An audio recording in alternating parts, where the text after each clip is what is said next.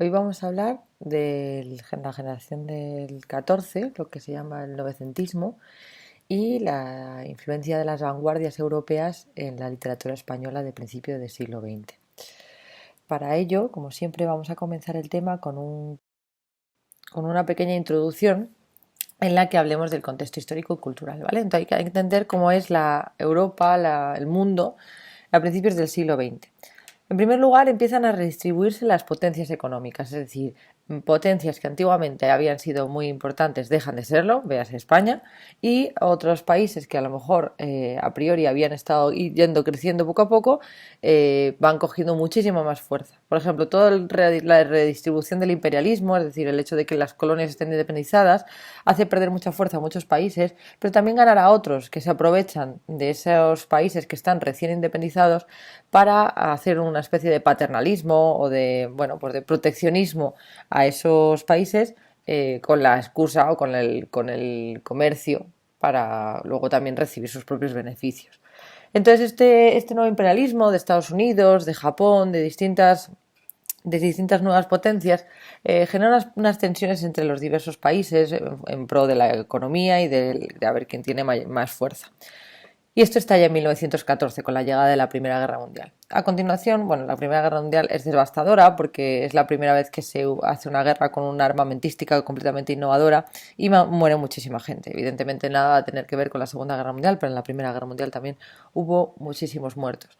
Entonces, a continuación, tras terminar la Primera Guerra Mundial, aparece lo que se llama el periodo de entreguerras, que es una especie de periodo casi ilusorio en el que, bueno, lo que se llama los locos años 20, en el que la población tiene una especie de bienestar. Es cuando surge, por ejemplo, el sueño americano, las nuevas ciudades, cómo se crece el consumo, el capitalismo, el vivir por encima de sus posibilidades. Y también mejoran muchísimo los medios de comunicación, que van a ser fundamentales para todo. Sabéis que los medios de comunicación afectan a la literatura, al arte, a todo. Con lo cual, bueno, pues aparece el cine, aparece el vídeo, aparece la radio. Bueno, la radio ya estaba, ya existía, pero la radio se desarrolla muchísimo más. Bueno, pues y la fotografía también, que la fotografía va a cambiar por completo el arte. Entonces, al final, todo esto repercute en la cultura. Además, al final de en 1929 se produce el crack de la bolsa y esto genera una depresión económica, una crisis económica brutal, que hace que distintas corrientes más autoritarias, más de extremas, empiecen a hacer discursos difamatorios y discursos que no aportan, que básicamente echan la culpa a otros países, a otras potencias, y esto va generando una tensión, ¿no? Aparece el fascismo, aparece el nazismo, esto va generando una tensión poco a poco que finalmente se va a romper con la Segunda Guerra Mundial. También aparece la URSS, el nuevo modelo comunista, un gobierno que no está basado en el consumo, sino que está basado en la redistribución más o menos equitativa de la sociedad. Entonces la URSS empieza a coger también muchísima fuerza y esto también se va a ver influido en la economía. En España, mientras tanto, teníamos, bueno, se había terminado el periodo de restauración, que ya, si recordamos, de la generación del 98 se había deslegitimado porque era aún muy inestable, bueno, pues había una especie de monarquía parlamentaria con Alfonso XIII que nada, no termina de ser estable, no termina de funcionar, y se rompe con la dictadura de Primo de Rivera, que duró hasta 1931. A partir de ahí comienza lo que se denomina la Segunda República. Y la Segunda República pues, va a ser un periodo en el que bueno, pues se va a desarrollar muchísimas cosas en el ámbito educativo, cultural, pero bueno, eso ya lo veremos con la generación del 27, ¿vale? Aquí llegaremos hasta la dictadura de Primo de Rivera. Entonces, en este contexto de principios de siglo aparece un grupo de autores, en el que Eugenio de Dors acuña como generación del 14, en que cambian un poco la dinámica de la generación del 98. Es decir, si recordamos, la generación del 98 decía que la poesía tenía que ser sentimientos, tenía que ser reflexión, tenía que ser denuncia. Pues estos autores, como siempre, van a romper con todo lo anterior y van a buscar una preocupación estética. Van a decir que el arte no es sentimentalismo, que tienen que rechazar el sentimentalismo, que el arte no es la expresión de sentimientos y la literatura menos, que lo que tienen que hacer es buscar cómo jugar con las palabras, que la literatura es arte puro y duro. Entonces tienen que huir de todo lo que sea humano, lo que se llama la deshumanización del arte, que ahora hablaremos de ella. Entonces dicen que la generación del 98 se ha despreocupado por la estética, como si Antonio Machado no hubiese cuidado la estética de sus poemas en pro de expresar sus sentimientos. Ellos van a decir que todo tiene que ser el arte y que además hay que evitar el yo poético y hay que hacer obras en las que se reflexione simplemente sobre el arte, sobre la política, pero nada que ver sobre ello, que no sea subjetivo el arte. En estos principios se van a desarrollar los tres géneros, tanto la poesía como la novela como el teatro y también el ensayo. En la poesía, por ejemplo, Juan Ramón Jiménez, ya lo hablaremos, va a hablar de la poesía pura, de la depuración de la subjetividad en la poesía. En la novela vamos a tener a Gabriel Miró, a Pérez de Ayala, que van a hacer obras en las que básicamente se juegue con el lenguaje, pero apenas haya sentimentalismo. Y por último, en teatro, pues Jacinto Graus también. Pero el género que más va a crecer en esta época, ya había empezado con la generación del 98, es el ensayo. Pero el ensayo nada va a tener que ver con la generación del 98. Así como la generación del 98 hace una reflexión sobre la España, sí que en el ensayo del siglo XX va a hablar también muchísimo sobre la literatura. Van a hacer una sobre la literatura y sobre el arte. Sí que es verdad que al ser un género argumentativo, no deja de haber subjetividad, evidentemente, pero quizás el foco no va a estar tanto en las opiniones propias, sino en las opiniones del colectivo. En este va a destacar José Ortega y Gasset, que va a tener una de sus obras más importantes, que se llama La deshumanización del arte.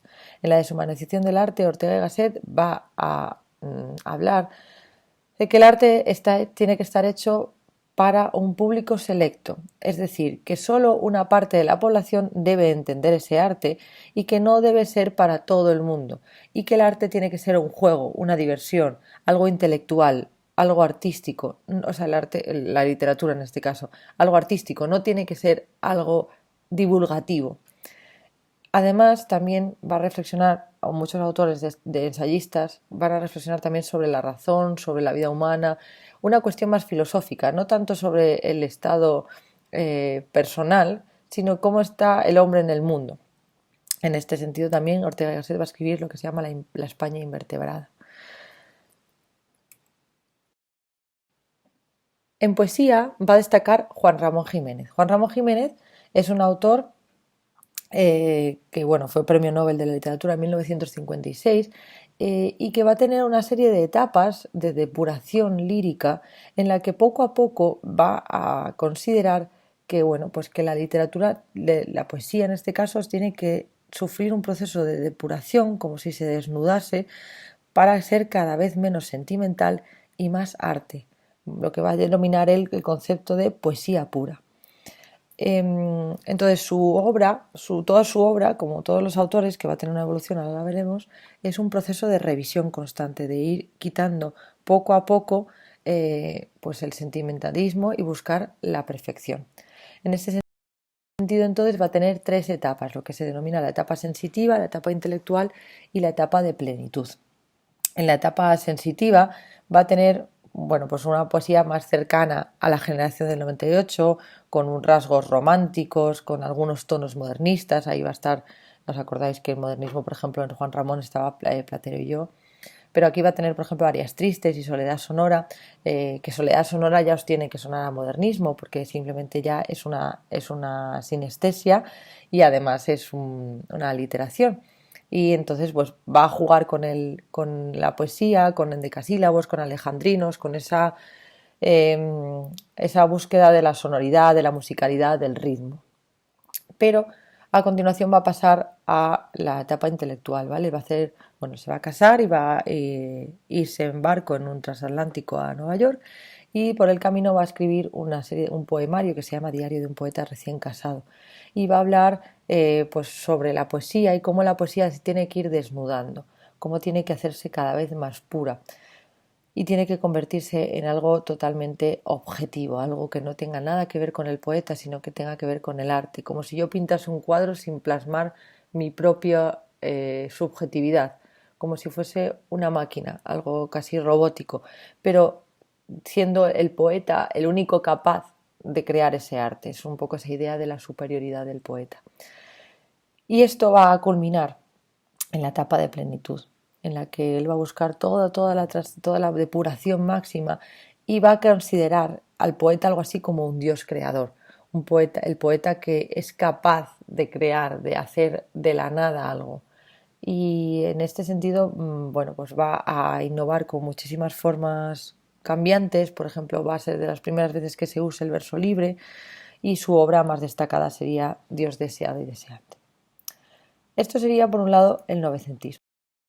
En cuanto a las vanguardias, bueno, pues no hay que olvidar que las vanguardias surgen en Europa. ¿Y por qué surgen? Pues surgen porque es una manera nueva de expresar. Tenéis que tener en cuenta que en esta época ha surgido la fotografía.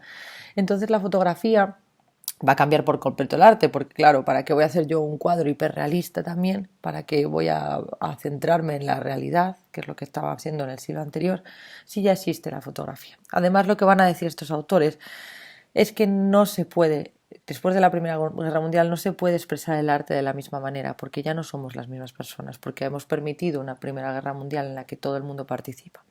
Entonces empiezan autores que tienen una gran, bueno, pues una gran técnica, porque no, cuando hablamos de Miró, cuando hablamos de distintos autores que parece que no saben pintar, pues evidentemente si veis cuadros de Miró de sus primeros inicios, pues evidentemente, claro que saben pintar, lo que pasa es que ellos buscan cambiar, recuperar. Entonces, por ejemplo, si nos fijamos en este cuadro, no está muy distante a lo que dice Juan Ramón Jiménez, es decir, Juan Ramón Jiménez decía que la poesía había que depurarla hasta un punto de poesía pura, en la que solo quedasen las formas básicas, el arte, simplemente la palabra. Pues en arte se va a hacer algo parecido. Por ejemplo, muchas de las corrientes vanguardistas, como va a ser el cubismo o el dadaísmo, van a decir que bueno, pues que la literatura se va a tener que reducir básicamente a una primera, a una base, a un origen de las formas, ¿no? Entonces, por ejemplo, el cubismo va a reducir a lo básico las formas, a los cuadros, a los cubos, a los círculos, a las esferas, a los triángulos, porque quieren ver el trasfondo del arte. Algo parecido va a pasar con el surrealismo, ¿no? Dalí va a intentar, en la medida de lo posible, evitar la razón, porque la razón sigue siendo subjetividad, y centrarse en el subconsciente, que es quizás para él lo más humano. En esta época aparece Nietzsche, que es revolucionario completamente en filosofía y que también habla un poco de quién es el hombre. Entonces, para buscar esa esencia humana, sí que van a intentar traspasar más allá de la lógica e intentar buscar el subconsciente. Entonces, las vanguardias en origen es un grupo o una corriente artística, literaria, que toca todos los palos del arte, que rompe por completo con toda la anterior, que no tiene un modelo. Acordaos que la literatura hasta ahora había sido como una especie de imitación de otros modelos con nuevas caras, ¿no? Pues el Renacimiento recogía los rasgos clásicos, el romanticismo volvía a la Edad Media.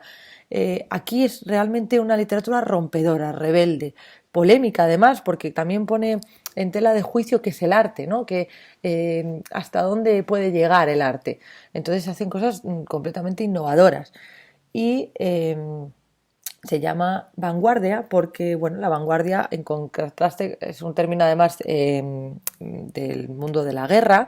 La retaguardia es donde se coloca la gente, los soldados al final del pelotón de batalla, y la vanguardia son los primeros, que además serán los primeros en morir, porque los que están al principio siempre son los primeros en morir.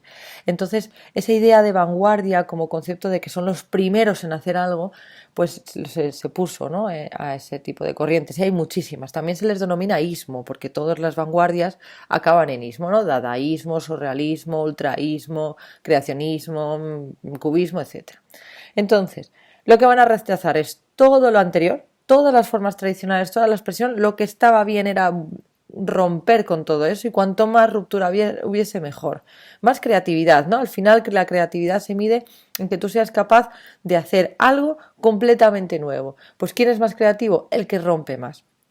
Y la percepción en cuanto a la calidad del arte es puramente subjetiva, es decir, no hay unos estándares de lo que se tiene y lo que no se tiene que hacer. Cada artista busca el arte propio. Y además es un juego, el arte no busca ningún objetivo. Cuando veis un cuadro pues sí, de Kandinsky lo veis y no está buscando transmitir nada, no quiere una emoción, quiere hacer arte, quiere jugar con las formas, con los colores, nada más.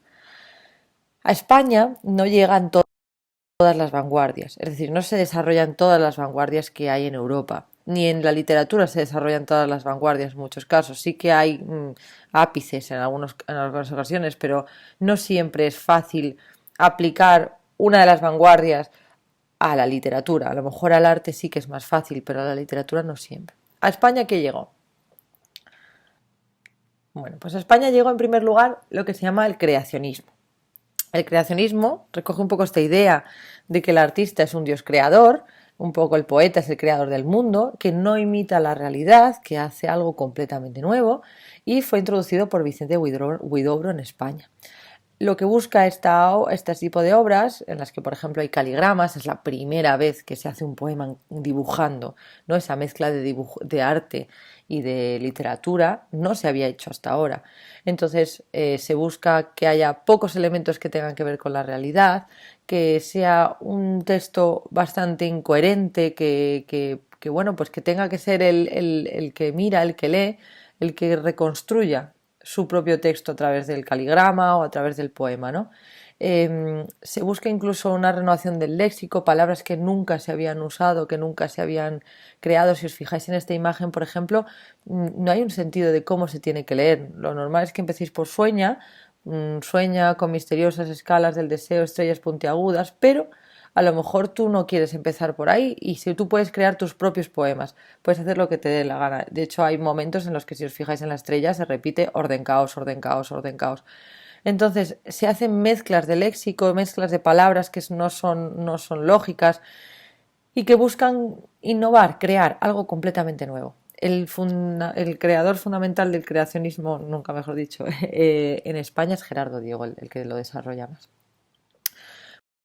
Por otro lado, también se desarrolla en España el ultraísmo. Entonces, el ultraísmo es una corriente que tiene bastante que ver además con el futurismo, que busca la representación de las nuevas, de las nuevas innovaciones de aquella época en la literatura. Entonces, pues yo qué sé, si hablamos del cine, hablamos de la fotografía, de la radio, del telegrama, de distintas innovaciones que hay en esa época, pues las quiero plasmar porque son parte de mi generación.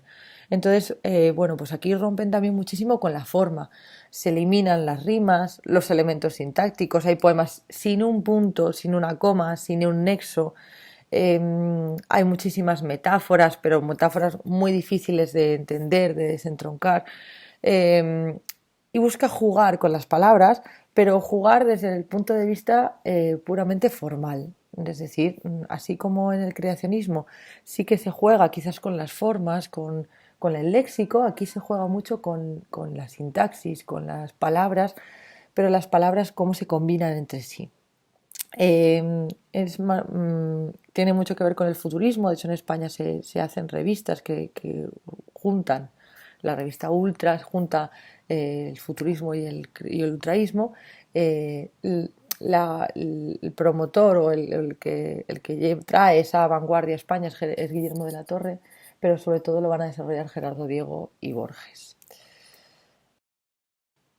En tercer lugar, la que más triunfa, esta sí que es la que más triunfa en España, la que tiene más fuerza, es el surrealismo. El surrealismo es una corriente que, bueno, pues que se erige a través de André Breton, en el que él dice que el arte tiene que salir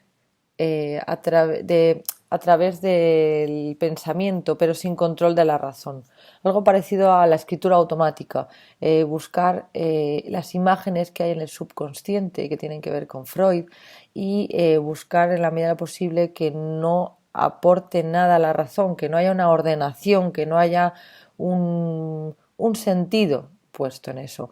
Entonces, por ejemplo, una de las cosas que se hace mucho, bueno, aparte de la escritura automática, que es escribir todo lo que pasa por la cabeza sin ningún tipo de raciocinio ni ordenación, es el uso del collage. El collage en literatura se hace mediante palabras sueltas, parecido a la escritura automática, es decir, imágenes, palabras que surgen entre sí, pero que crean una especie de imagen global que el lector va a tener una sensación que va a tener el lector, pero que entre sí, de manera aislada, no tienen sentido. Lorca sin duda va a ser el gran desarrollador del surrealismo y lo va a hacer con una enorme maestría. ¿Vale? Acordaos de todas esas imágenes de bodas de sangre que son surrealistas, puras y duras. Es que lo más cercano a Dalí en arte es Lorca en literatura.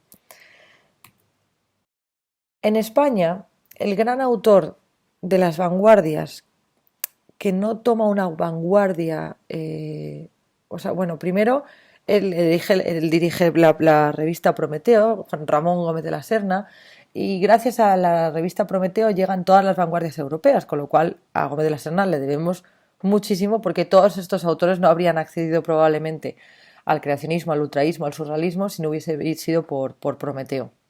Pero además, él genera una nueva vanguardia, una vanguardia que no es de Europa, que es, bueno, pues que es creada por él mismo, un subgénero que se denomina las greguerías. Las greguerías son juegos de definiciones, de sonidos, etimológicos, basados en comparaciones, en asociaciones visuales. Son algo así, bueno, tienen algo que ver con el surrealismo porque son a veces un poco inconexas, pero lo que defiende es una nueva manera de mirar la realidad. Es decir, él lo que va a hacer es hacer una especie de... Las greguerías son como definiciones de palabras, pero no definiciones que encontrarías en el diccionario, sino son definiciones de qué es una jirafa. Pues una jirafa es una cosa diferente a la que es un animal mamífero, es decir, cuál es mi visión de una jirafa. Entonces es buscar la realidad más allá de la apariencia. Se parece un poco a la idea, no sé si habéis leído El Principito, pero en El Principito, por ejemplo, cuando dice todos los que vienen en esta imagen verían un sombrero, pero esto no es un sombrero, es una serpiente que se ha comido un elefante. Es un poco esa idea, la idea de buscar mirar más allá de lo que se ve a simple vista. Entonces, bueno, con esto cerraríamos el tema, diríamos que las vanguardias van a continuar a día de hoy, es decir, las vanguardias, a pesar de ser una corriente muy rompedora, muy diferente, muy compleja de entender y muy selecta en muchas ocasiones, se sigue empleando, se sigue buscando esa innovación pura y dura y a día de hoy seguimos bebiendo de esas vanguardias. Y con eso ya cerráis el tema y ya estaría.